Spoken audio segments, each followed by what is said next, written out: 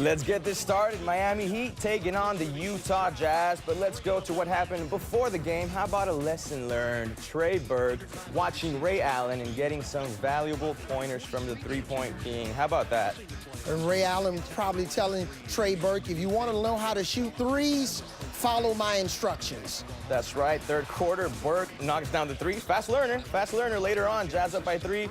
Burke knocks down yet another 3. Jazz leads 64-58. Let's go ahead and move into the fourth quarter. Things get really interesting here. Jazz up by 5. Shot clock winding down. Richard Jefferson looks like, yep, he lost control of the ball. Goes back to chase after it. He gets bumped and falls, but he does find Marvin Williams, who does knock down the big 3. Wow, that's like a Harlem Globetrotters play. Not very pretty, actually, but they made it work somehow. Later in the fourth quarter, Heat down by 6. Dwayne Wade dribbles and passes to Chris Bosh, who passes to Ray Allen, and he knocks down the pull-up jumper. Heat are still down by 4. Let's go on. Fourth quarter, still Heat down by 3 at this point. Mario Chalmers finds Allen.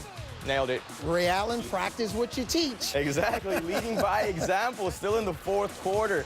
Burke on the dribble drive, pulls up and hits the jumper, puts the Jazz up by 4. Last chance for Miami.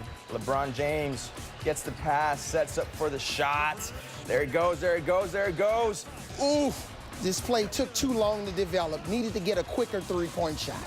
Jazz would end up winning the game 94-89.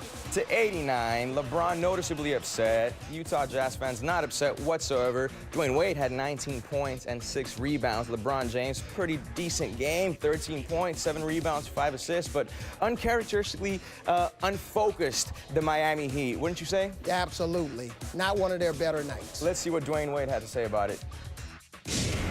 We always want to win on the road, and when you lose, it's never easy. But I'm not concerned.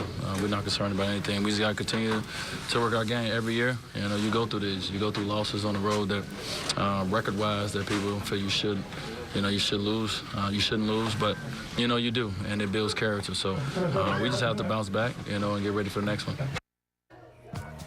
The Miami Heat cooling down. They're now 1-1 on their 6-game road trip. All 6 games are against Western Conference teams. Not going to be easy. LeBron James matches season lows in points and field goal percentage in the loss. The Heat fall to 7-2 when LeBron scores fewer than 20 points this season. Now, I know, Coach Avery, that everybody is kind of sort of tripping about this loss. It is an upset of the evening, but forget about it. Let's get Avery's angle right here on NBA Tonight. This is obviously just a bump on the road for the Miami Heat, am I right? Well, it's what you call a trap game.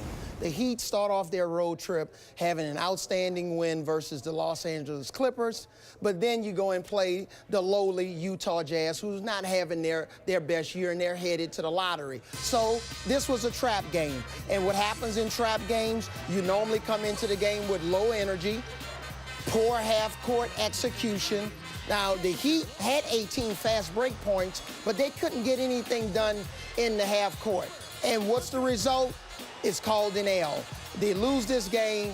Eric Spoelstra talked about it in his post-game comments. It wasn't their best effort, but what they're going to do now is move on to the next game. They got 2 more games before the All-Star break. So this is what you call a trap game, and guess what? They got trapped. That's right, that's right. Now, let's not get worked up about the Heat quite yet.